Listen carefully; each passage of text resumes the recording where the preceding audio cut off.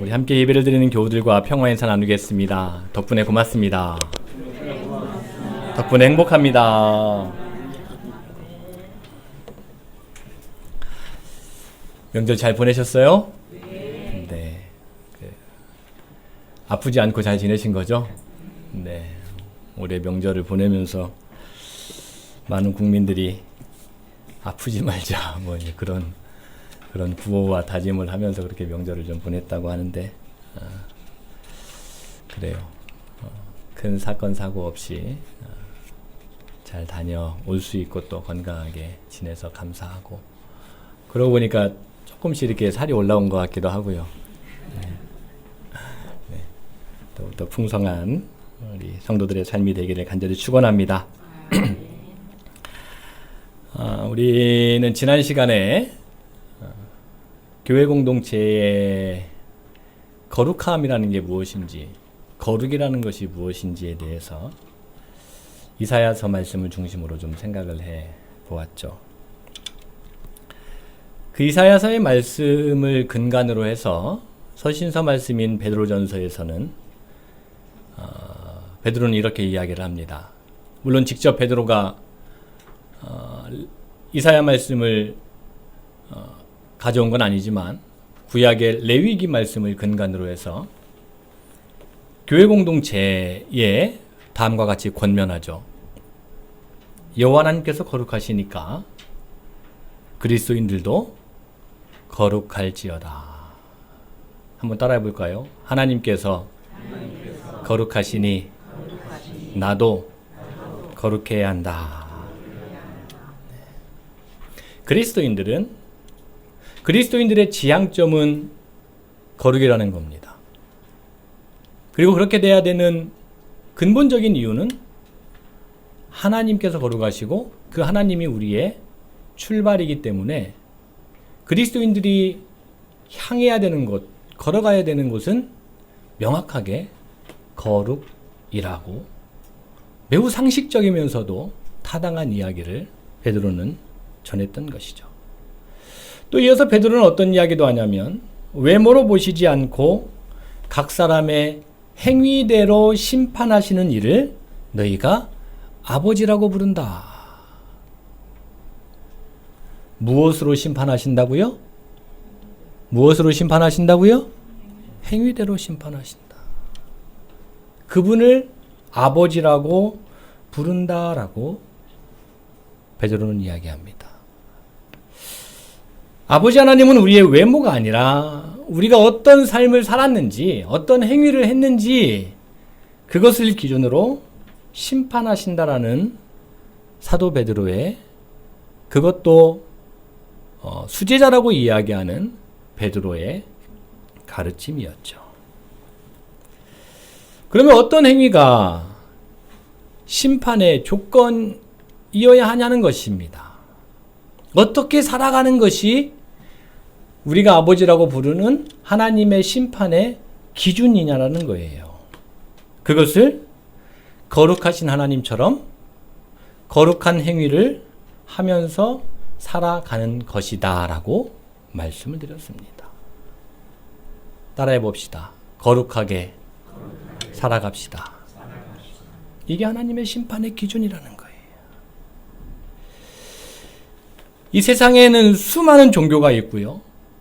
수많은 종교 안에서 이 거룩함이라는 것에 대해서는 이루 말할 수 없는 큰 주제다라고 할 수 있습니다. 많은 종교들이 이 거룩이라는 것에 대해서 구하고 찾고 두드려요. 무엇인가?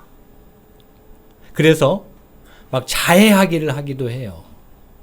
그렇게 하면서 거룩함을 찾기도 하고 막 기도해서 아주 신비로운 신비 체험, 그래서 사막이든지 광야든지 토굴일로 들어가서 신비로운 하나님을 만난 것, 어떤 그런 것들을 또 거룩함으로 추구하기도 합니다. 성경을 하나님의 말씀으로 믿는 우리 그리스도인들, 기독교도 이 거룩한 삶을 살아야 된다라고 끊임없이 설교하고 가르칩니다. 방금도 우리가 함께 고백했잖아요. 거룩하게 삽시다. 거룩하게 삽시다. 그런데 거룩하게 살아간다는 것이 무엇을 말하는가? 어떻게 살아가야 거룩하게 살아가는 것인가? 어떻게 살아가는 사람을 우리가 저 사람은 거룩하게 살아가는구나 라고 말할 수 있는가? 요즘은 그런 용어들이 많이 그래도 사라진 것 같은데 목사들을 혹은 목회자들을 성직자라고 부르던 때가 있었어요. 말 그대로 거룩한 직책을 맡은 사람들을 성직자라고 이야기하죠. 그러면 죄다 성직자가 돼야 되는가? 다 목사가 되어야 되는가? 그래야 거룩해지는가? 이에 대해서 지난 주일에 우리는 세 본문에서 하나님께서 거룩하시니까 그 하나님을 아버지로 믿고 살아가는 자들이 거룩해질 수 있는 길, 어떻게 살아야지 거룩하다라고 할 수 있는 그 길이 무엇인고라는 것을 찾아보았을 때 그것이 우리가 우리에게 죄 지은 자를 용서할 때, 뭐 할 때요? 용서할 때 비로소 하나님의 거룩함을 따라가는 것이다 라고 말씀을 통해서 배웠던 거예요. 거룩함이라고 하는 것은 적어도 우리가 지난주에 세 본문을 통해서 배웠던 이 거룩함이라는 것은 목사가 되지 않더라도 저 광야나 사막에 토굴로 들어가서 식음을 전폐하고 금식하면서 기도하지 않더라도 매우 구체적이고 현실적으로 뭐 하는 삶? 용서하는 삶. 그 삶을 따라가면 된다라고 말씀을 배운 거예요. 왜냐하면 거룩하신 하나님은 용서하시는 하나님이기 때문이에요. 따라서 하나님께서 거룩하시니까 그 하나님을 아버지로 부르고 믿는 이들이 거룩해질 수 있는 길은 용서하는 길입니다. 거룩해지며 살아가는 길은 뭐하며 살아가는 길이라고요? 용서하며 삽시다. 용서하며 사시기 바랍니다. 자, 그러면 언제까지 용서해야 되는가? 예수님께서 말씀을 가르치실 때도 이게 아주 중요한 주제 중에 하나였어요. 도대체 언제까지 용서해서 하나님의 거룩이라는 것에 그 길을 따라갈 수 있는가? 이에 대해서 마태복음에 보면 예수님께서는 이미 그 말씀을 제자들에게 가르쳐 주셨습니다. 예수님께서 이미 천국에 대한 비유로 이 용서에 대한 것에 대한 이야기를 해주셨는데 어떻게 가르쳐 주셨냐면 제자들을 향해서 천국은 그 종들과 결산하려 하던 때에 임금과 같다라면서 이렇게 이야기합니다. 결산을 하는데 1만 달란트 빚진 자가 있었습니다. 그 1만 달란트 빚진 자에게 임금이 뭐라고 이야기하냐면 너의 몸과 너의 처와 그리고 자식들과 가지고 있는 모든 소유를 다 팔아가지고 이 1만 달란트 갚아야 된다라고 이야기합니다. 그러자 이 종이 뭐라고 이야기하냐면 조금만 기다려 주십시오. 그러면 갚겠습니다. 뭐라고 했다고요? 그러면 갚겠습니다. 조금만 기다려 주세요. 그러자 이 임금이 이 종에게 진심을 보았는지 불쌍히 여기는 마음으로 모든 빚을 한순간에 다 탕감해 줍니다. 동화 속에서나 나올 것 같은 그런 이야기죠. 여러분이 잘 알다시피 이 빚을 1만 달란트 탕감받은 이 종이 임금 앞에서 물러가면서 자신에게 100데나리온 빚진 사람을 만납니다. 터무니없이 큰 금액의 차이라고 이야기를 해요. 그리고 나서 빚을 갚으라면서 멱살을 잡으면서 다그칩니다. 그러자 이 100데나리온 빚진 사람도 1만 달란트 빚진 사람이 했던 말하고 똑같은 말을 합니다. 뭐라고 이야기하냐면 조금만 참아 주십시오. 그러면 제가 뭐 하겠습니다? 갚겠습니다. 조금만 기다려 주세요. 그런데 이 이야기를 들은 1만 달란트 탕감받은 사람은 불쌍히 여기는 마음이 온데간데 없었습니다. 그래서 옥에 가둬버립니다.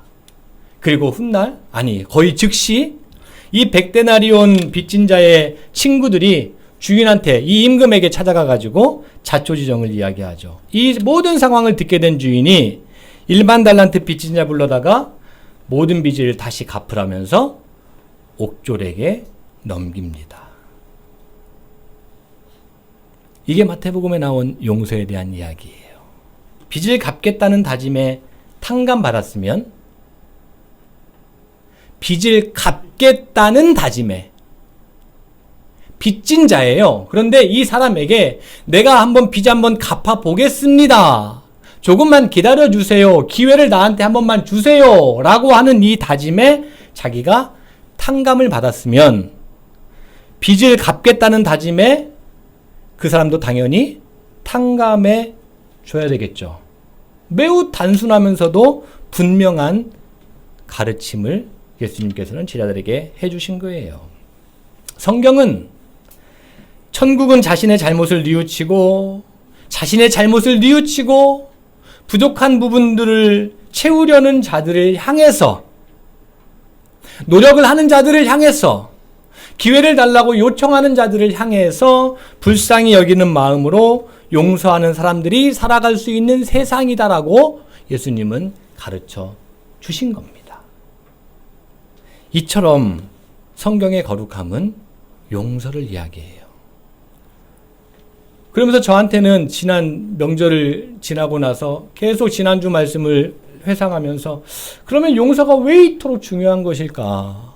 용서가 하나님의 거룩함에 다다르는 길이라고? 이렇게 중요한 것일까? 왜 용서를 거룩함에 이르는 길이라고 말하고 있고 이것이 과연 어떤 의미가 있을까에 대한 생각과 생각의 끝은 제가 내린 결론은 용서라는 것이 기회를 제공하는 것이구나. 용서라는 것은 다시금 해보겠다고 하는 사람에게 기회를 주는 거구나. 그러고 보니까 하나님께서 우리를 용서해 주셨다는 것은 덮어놓고 끝난 게 아니라 다시 하나님의 자녀답게 살아갈 수 있는 기회를 주시는 거구나. 무엇을 보고 기회를 주실까요? 가능성을 보고 기회를 주시는 거구나. 무엇을 보고요? 가능성을. 임금이 1만 달란트 빚진 자를 향해서 빚 갚으라고 이야기했을 때 이 사람이 조금만 기다려주시면 제가 갚겠습니다. 임금은 이 1만 달란트 빚진 사람에게 가능성을 보았던 거예요. 그리고 기회를 준 겁니다. 그런데 1만 달란트 빚진 사람은 똑같이 100데나리온 빚진 사람한테 다시금 기회를 달라고 요청했지만 가능성을 싸그리 무시한 것이죠. 하나님은요, 저와 여러분의 가능성을 보시는 분이십니다. 저와 여러분의 무엇을 본다고요? 가능성을 보는 거예요. 가능성을. 우리가 자녀들을 사랑하는 이유는요, 가능성을 또 보기 때문인 거예요. 지금 말썽도 피우고 또 부모 마음에 쏙 들지는 않다 하더라도 그래, 이 자녀는 기도를 먹고 살아가는 자녀야. 그래, 이 자녀는 내 자녀이기 이전에 하나님께서 택하신 자녀야 라는 가능성을 보고 그 자녀를 사랑하듯이 하나님은 우리의 가능성을 보시는 겁니다. 잘못을 뉘우치고 새로운 것으로 보답할 수 있는 가능성, 새로운 길로 나아갈 수 있는 그런 가능성, 그 가능성을 보시고 기회를 주시는 겁니다. 따라서 하나님의 용서, 이 거룩함에 이르는 하나님의 용서는, 이 용서라는 것은 단순히 없던 일이야 라고 잘못을 덮어주는 것 그 이상으로 용서받은 사람의 가능성을 이야기하는 것이고, 동시에 이 가능성은 무한한 책임도 플러스가 되는 거겠죠. 기회를 다시금 주었다라는 것은 기회를 다시 얻은 사람이 이제는 어떻게 살아가야 되겠어요? 과거하고 똑같이 살아가야 되겠습니까? 아니죠. 빚을 갚으려는 노력을 해야 되는 것이죠. 어떠한 정당한 일을 해서라도 그 빚을 갚으려는 노력을 해야 하는 것이죠. 무한한 책임도 동시에 뒤따르는 것이 이 용서, 거룩함에 이르는 용서라는 말이 담고 있는 의미다라고 저는 지난 한 주간 동안 발견해 보았습니다. 사랑하는 양물 여러분, 저와 여러분 모두 거룩하신 하나님의 용서로 새로운 인생을 살아갈 가능성을 얻은 것이죠. 바울은요, 구원을 날마다 이루라라고 가르쳤습니다. 뭐 하라고요?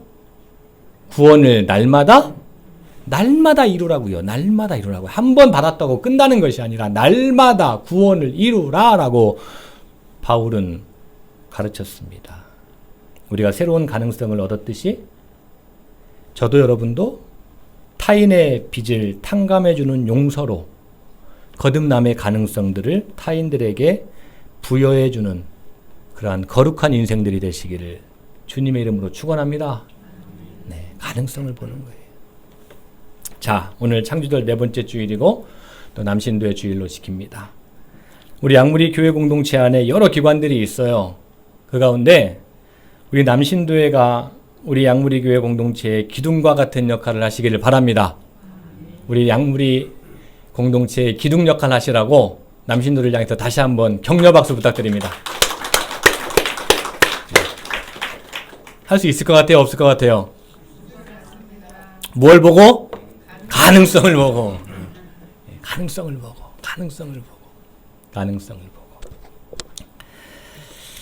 동시에 우리 남신도에 속한 가정에서도 든든한 그러한 버팀목들이 되고 또 이 사회에서도 선한 영향력을 보이고 또 빛과 수금의 역할을 감당하는 우리 남신도 모든 구성원들이 되기를 목사로서 진심을 다해서 간절히 축원합니다. 오늘 우리에게 주시는 거룩하신 하나님의 말씀 앞에 다 같이 겸손히 서기를 바라는데 오늘은 구약의 역대하 말씀을 중심으로 좀 오전에는 보려고 합니다. 역대하 1장 말씀을 보았는데요. 이 말씀은 여러분들이 아마 잘 알고 계시는 말씀일 겁니다. 역대하 1장이라는 이야기는 역대상이 끝났다는 이야기죠. 그렇죠? 역대상 끝은 어떤 이야기로 종결이 되냐면 다윗 왕의 이야기로 끝이 납니다. 그리고 역대하는 솔로몬 이야기부터 시작이 됩니다. 그런데 오늘 말씀을 보면 솔로몬이 이제 왕이 되어서 그의 통치의 시작을 알리는 것이 역대하 1장의 말씀인데 솔로몬은 이 역대하 1장에서 그의 통치의 시작을 무엇으로 시작하고 있을까요? 통치의 가장 출발을 무엇으로 시작하고 있을까요? 제사로 시작하고 있어요. 무엇으로 시작하고 있다고요? 예배로 시작하고 있습니다. 우리가 잘 아는 대로 1000번제를 드린 것으로 기록이 되어 있죠. 역대하 1장 6절, 오늘은 이제 7절부터 말씀을 보았는데 그 앞에 6절을 보면 놋 제단 위에 1000마리의 희생으로 번제를 드렸다라고 성경은 기록하고 있습니다. 1000일 동안 드린 게 아니에요. 이제 1000번제 헌금해가지고 1000일 동안 소정의 어떤 목표액을 넣어가지고 이제 헌금을 하는 그런 한국교회의 흐름들도 있는데 성경에 기반한 정확한 표현은 1000마리의 재물을 한꺼번에 잡은 것이다라고 성경은 기록하고 있어요. 레위기 1장을 보면은요, 1000마리 제사를 번제로 드렸다라고 했는데, 레위기 1장에 보면 이 번제에 대한 이야기를 소개하고 있는데, 번제물로 드리는 제물이 있어요. 어떤 거냐면, 소, 양, 염소, 수컷, 흠없는 수컷. 그리고 또 하나는 산비둘기든지 집비둘기든지 그 비둘기의 새끼. 이게 번제물로 드려지는 짐승이었습니다. 그런데 오늘 역대하 말씀을 보면 그리고 동일한 상황을 기록하고 있는 열왕기의 말씀을 보면 어떤 제물을 잡았는지에 대한 내용은 정확하게 기록이 되어 있지는 않아요. 그게 손지, 소 1000마리를 잡았는지, 양 1000마리를 잡았는지, 염소 1000마리를 잡았는지, 비둘기 1000마리를 잡았는지, 아니면 혼합해서 1000마리를 잡았는지, 그것에 대한 내용은 정확하게 기록이 되어 있지는 않지만 중요한 것은 이제 다윗에 이어 왕위를 이어갈 텐데 솔로몬은 최선을 다해서 하나님께 번제를 드렸다. 있었던 것 같습니다. 이처럼 솔로몬의 통치의 시작은 하나님께 드리는 예배였다는 것에 주목해 봅시다. 그의 출발을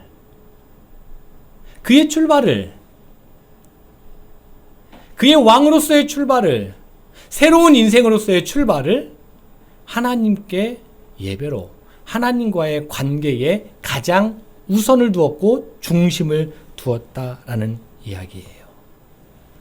이 말씀을 보면서 우리 양무리 교회 남신도회가 가장 중심을 어디에 두고 있는가?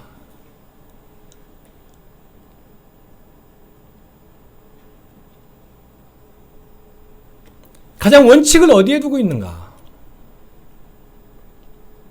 가장 앞선 곳에 무엇을 두고 있는가? 우리 남신도들만 따라해 봅시다. 나는 예배자입니다. 내가 예배자다라는 것을 잊지 말아야 됩니다. 공사다망하죠. 분주하고 바쁩니다. 할 것도 많아요. 해야 될 일도 참 많이 있습니다. 제가 우리 교회 성도님들의 삶을 대충은 잘 알고, 또 이제 남신도의 구성원들도 어떤 일을 하는지를 저도 알고 있는데, 제가 보더라도 정말 최선을 다해서 살아가고 있어요. 야, 정말 대한민국에 어디에 내놓아도, 어느 교회에 내놓아도 우리 양무리교회 남신들만큼 충실하게 살아가는 사람들이 있을까? 정말 각자 맡은 역할에서 최선을 다해서 살아가고 있는 것으로 저도 그렇게 인정하고 보입니다. 소중한 것도 많아요. 그런데 오늘 말씀을 보면서 가장 우선, 가장 중심에 두어야 될 것이 예배다라는 것을 놓치지 말아야 됩니다. 우리 남신도 회장님이 나성욱 집사님이죠. 가장 소중한 게 예배다라는 것을 놓치지 마시기를 바랍니다. 예배가 선택이 되어가는 시대예요. 부인하지 않을 수가 없습니다. 예배가 선택이 되어버렸어요.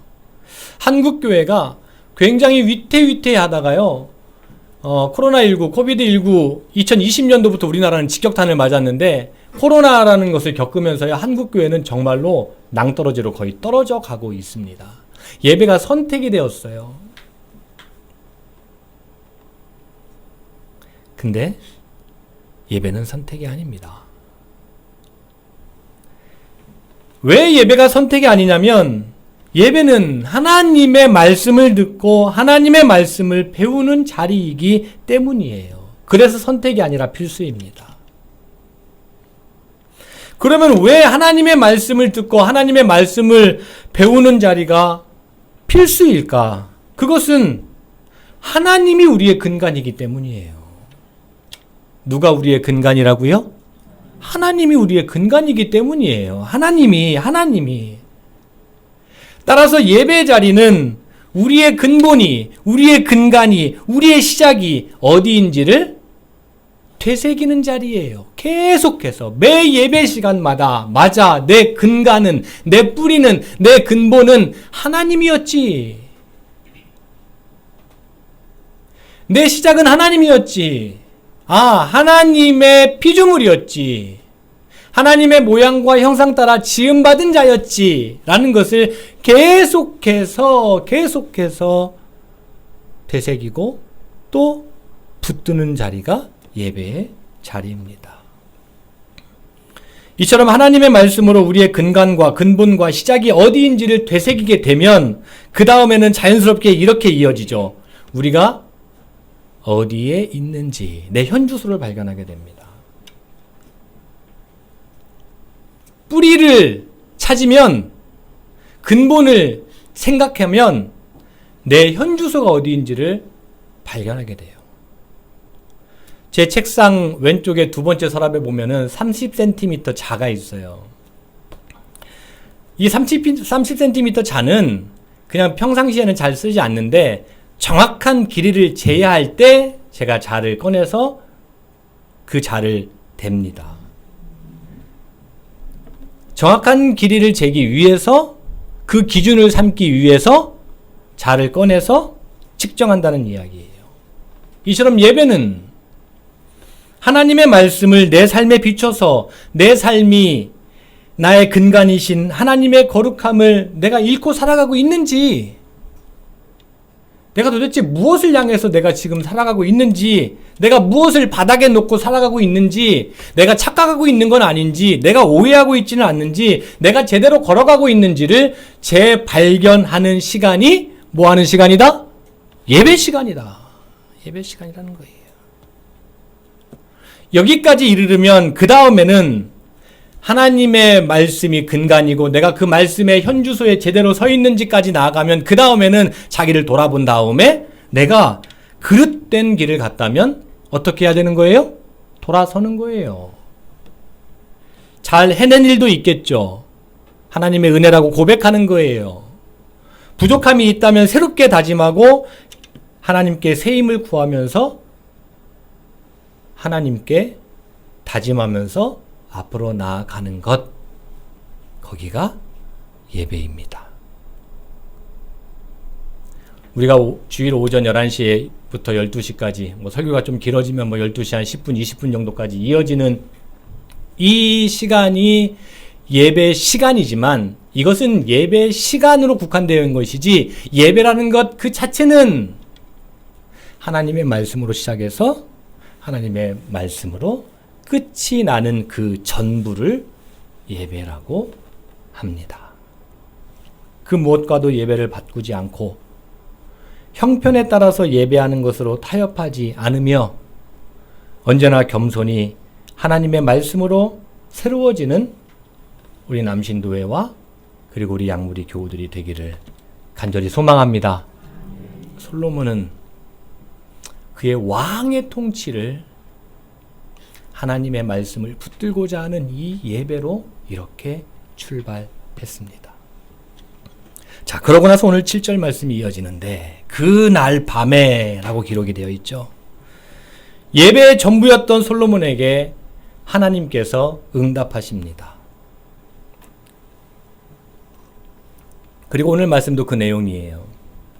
자, 그러면 여러분, 하나님이 왜 솔로몬에게 응답하셨을까요? 에이, 목사님 그걸 묻습니까? 성경에 그렇게 써 있으니까 응답하신 거겠죠. 하나님께서 솔로몬에게 응답하신 이유를 저는 이렇게 결론을 내립니다. 하나님께서 찾으시고 기다리시고 응답하실 만한 예배였기 때문이다.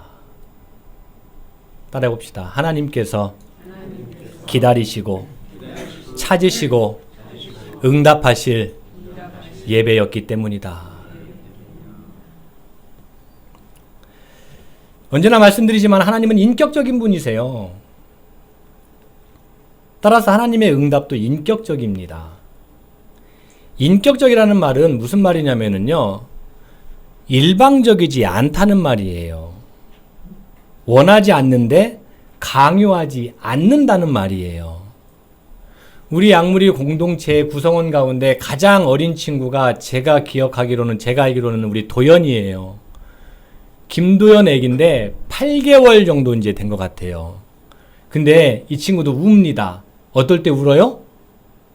자기 마음대로 하고 싶은데 자기 마음대로 못하게 될 때 우는 거예요. 물론 배고파서도 울겠지만 하나님과 우리의 관계는요, 특히 하나님은요, 철저히 존중해 주십니다. 원하지 않는데 하나님이 일부러 갔다가 막 입에다가 뭘 떠내주지 않으시는 분이라고요. 솔로몬이 하나님께서 찾으시고 기다리시는 예배를 드렸기 때문에 인격적이신 하나님께서 솔로몬에게 그래서 응답하셨다라고 할 수 있습니다. 자, 그렇다면 솔로몬은 무엇을 구했을까? 1000마리의 제물을 드리면서 무엇을 구했을까?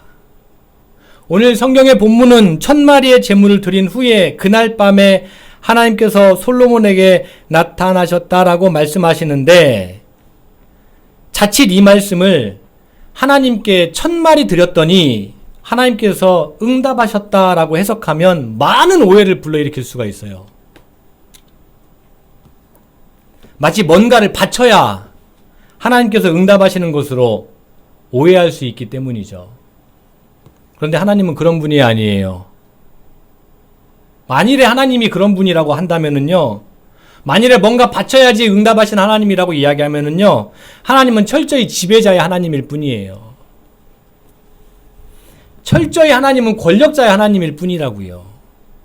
우리가 왕보다 뭘 더 바칠 수 있습니까? 그러면 맨날 응답받을 수 있는 사람은 왕만 응답받을 수 있는 거예요. 그런데 하나님은 그런 자들만의 하나님이 결코 아닙니다. 하나님은 만물의 하나님이십니다. 하나님은 어떤 분이라고요? 만물의 하나님이에요. 만물의 하나님이에요. 우리 남신도회가 방금 하나님의 열심이라는 찬양을 하면서 약한 자도 부족한 자도 내 딸아 내 아들아 그러면서도 어여삐 여기시는 분이 하나님이시라고요. 따라서 솔로몬이 1000마리 제물을 바쳤기 때문에 하나님께서 응답하셨다라고 이 말씀을 해석하면 안 돼요. 그것이 아니라 1000마리의 제물을 바치면서까지 하나님께서 응답하실 수밖에 없는 그 기도와 열망과 소망을 드렸기 때문에 하나님께서 응답하셨다라고 말씀을 해석해야 되겠죠. 제물의 많고 적음이 아니라 그 안에 무엇을 간절하게 담고 있느냐가 더 중요하다는 것입니다. 자, 그렇다면 솔로몬의 무엇이 하나님으로 하여금 응답하게 한 것일까? 성경에 답이 있어요. 그것은 하나님의 응답 속에 답이 있습니다. 하나님이 어떻게 응답하셨는지 우리 11절 말씀, 즉 솔로몬이 어떻게 제물을 바치며 어떠한 기도와 소망을 가지고 하나님 앞에 예배를 드렸는지 하나님의 응답 속에 거울 삼아서 솔로몬을 발견할 수 있죠. 저기 뒤에 11절 말씀 같이 한번 읽어보겠습니다. 하나님이 솔로몬에게 시작. 하나님이 솔로몬에게 이르시되 있어서 너나 재물이나 영광이나 원수의 생명나라를 구하지 아니하며 장수도 구하지 아니하고 오직 내가 내게 다스리게 한 내 백성을 지켜하기 위하여 지혜와 지식을 구하였으니. 아멘. 하나님께서 솔로몬한테 대답하시는 거예요. 하나님이 뭘 보셨대요? 1000마리 제물 보셨대요? 뭘 보셨대요? 뭘 보셨대요? 마음을 보셨대요. 이런 마음이 너에게 있구나. 이 기도가 너에게 있구나. 이 소망이 너에게 있구나. 이 절대 명분이 너에게 있구나. 이거 아니면 안 된다라는 게 이게 있구나. 이 마음이 있구나. 그러니까 솔로몬은 이 절대 명분을 가지고 이 기도 하나만을 가지고 이 소망 하나만을 가지고 1000번제를 드렸다라는 이야기인 거예요. 1000번제는 부속물이고 더 중요한 것은 솔로몬 안에 있는 이 그 무엇과도 바꿀 수 없고 그 무엇이 빼앗을 수 없는 그 간절함, 그 열정, 그 소망, 그 하나, 그것이 있었고 하나님께서 그것 보셨다라는 겁니다. 그것은 지혜와 지식을 구하는 거였습니다. 무엇과 무엇을 구했다고요? 양물 여러분, 지혜와 지식을 구하는 믿음의 성도들이 되기를 바랍니다. 그런데 왜 지혜와 지식이 필요했는지에 대한 이야기도 하죠. 왜 필요했냐면 이스라엘 백성들을 재판하기 위한 지혜와 지식을 솔로몬이 구합니다. 뭐 하려고 지혜와 지식을 구했다고요? 공정하게 재판하기 위해서겠죠. 공정하게. 그런데 오늘 이 11절 말씀을 조금 더 자세하게 보면은요, 더 중요한 것은 솔로몬이 이스라엘 백성들을 자신의 백성으로 생각하지 않아요. 하나님이 뭐라고 말씀하시냐면, 제가 읽을 테니 따라해 보세요. 오직 내가 너에게 다스리게 한 나의 백성을. 솔로몬이 이스라엘 백성들을 누구처럼 생각했다는 거예요? 소, 개, 돼지라고 생각하는, 그래서 자기의 노예 정도라고 생각하는 그런 자기 백성이 아니라 누구로 생각했대요? 하나님의 백성으로 생각했다는 거예요. 솔로몬이 기도할 때에 자기에게 맡겨진 백성을 자기의 백성이 아니라 하나님의 백성으로 생각했다고요. 하나님의 백성으로. 내가 하나님의 백성이면 저 사람도 하나님의 백성이다라고 생각하고 그 사람들이 어떠한 경우에도 불의하게 재판받지 않도록 하나님 저에게 지혜와 지식을 주셔서 그 누구도 억울한 일 당하지 않도록 그렇게 통치하는 자가 되기를 소망하면서 솔로몬이 그 절대 명분을 가지고 1000마리의 제물을 바치며 기도했다라는 이야기입니다. 하나님의 백성들을 공정하게 재판하기 위한 지혜와 지식이 무엇일까요? 저는 그것이 법이다라고 생각합니다. 법. 이 법은 모두를 살리는 법이에요. 국가의 기강을 바로 세우는 법을 말하는 거죠. 따라서 솔로몬의 통치의 가장 큰 핵심은 내 백성이 아닌 하나님의 백성들을 우로나 좌로나 치우치지 않는 법을 바르게 세우고 바르게 적용하는 것, 그리고 이 법을 집행할 수 있는 지혜와 지식을 그 누구보다도 최종 결정권자로서 하나님 앞에 구하는 기도를 드렸다라고 할 수 있습니다. 이러한 솔로몬의 기도에 하나님이 뭐라고 약속하셨냐면 저와 여러분이 좋아하는 거죠. 한번 같이 따라해 보겠습니다. 전무후무한 부와 재물과 영광. 전무후무한 부와 재물과 영광을 솔로몬에게 주시겠다라고 말씀하십니다. 근데 이것도 조금만 생각해 보면은요, 왕조 시대에 지금은 민주주의 국가여서 공화국이어서 대통령을 선출하지만 왕조 시대에 자신의 것이 아니라 천부인권으로 백성들을 생각하고 하나님의 백성이라 그랬잖아요. 그러니까 천부인권으로 생각을 하고 그들을 재판하는 데 있어서 유전무죄, 무전유죄하지 않고 뇌물 받아서 분명한 일인데도 눈 감아주고 집안이 힘이 있다 그래가지고 백을 써서 그 사람은 제외시켜주고 그렇게 하지 않고 누구에게든 공평하게 법을 적용하면 여러분 그 나라는 부국강병할까요? 아니면은 금방 망할까요?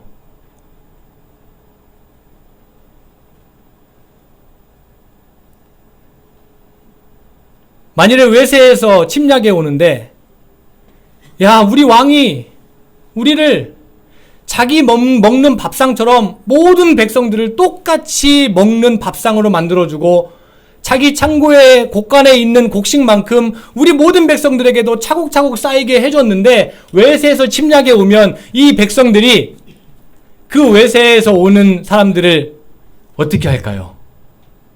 목숨 걸고 막겠죠. 부국강병한 나라가 될 수밖에 없는 거예요. 자, 외세에 침략해가지고 왔는데 우리 왕이 이제 곧 붙잡혀가게 생겼어요. 그러면은 이 나라 백성들은 그 왕이 붙잡혀가게 내버려 둘까요? 아니죠. 당연한 것 아닙니까? 그 왕을 무슨 수단과 방법을 다 동원해서라도 그 왕을 보호하고 겹겹이 쌓아서 이 왕이 계속해서 통치하는 그런 나라가 되게 만들겠죠. 그 왕을 저주하는 사람이 있다면 그 저주하는 사람을 오히려 호되게 꾸짖겠죠. 결과는 너무도 뻔한 것 아닙니까? 법을 제대로 공정하게 적용하는 지혜와 지식이 충만한, 그래서 자기의 백성이 아니라 하나님의 백성으로 삼고 그들을 공정하게 모두가 다 행복하게 살아갈 수 있는 왕이 된다면 당연히 전무후무한 부와 재물과 영광이 솔로몬에게 있지 않을까요? 솔로몬은요, 무엇이 중요한지 너무도 잘 알았던 사람입니다. 무엇을 구해야 무엇이 뒤따라오는지 그것을 정확히 알고 있는 사람이 솔로몬이었습니다. 하나님의 법을 지킬 때 그 통치는 바로 세워질 수밖에 없고 바로 세워진다는 것을 확실히 알고 믿는 그런 사람이 솔로몬이었습니다. 그리고 그런 솔로몬의 기도와 예배에 하나님께서는 그 누구보다도 확실하고 그 누구보다도 우선적으로 그 누구보다도 분명하게 오늘 열왕기 하 1장 7절 이하에서 응답하셨다라고 할 수 있습니다. 사랑하는 양무리 여러분, 오후 시간에 역대하 말씀의 흐름으로 마태복음 말씀을 잠시 생각해 보려고 할 텐데요. 저는 분명히 믿습니다. 지금도 하나님께서는 하나님의 역할을 대신할 자를 기다리신다고 믿습니다. 왜냐하면 하나님은 통해서 일하시는 분이거든요. 통해서 일하시는 분이거든요. 그래서 그가 구하고 생각하고 세우는 원칙이 그가 삶을 살아가겠다라고 하는 분명한 그 근본이 그 근간이 하나님의 법이고 하나님의 마음이고 그리고 불쌍히 여기는 마음으로 세상을 살리기 위한 지혜와 지식을 구하는 자에게 하나님은 반드시 응답하신다라고 저는 확신합니다. 어디 하나님의 지혜 줄 자가 없는가?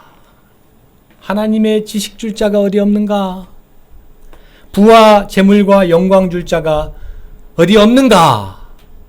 이 찾으시는 하나님께서 그래, 내가 너를 기다렸다. 그래, 내가 너를 찾았다. 라고 응답을 받는 우리 양무리교회 모든 성도들이 될 수 있기를 주님의 이름으로 간절히 축원합니다. 오늘 주신 말씀 생각하며 우리 잠시 기도합시다.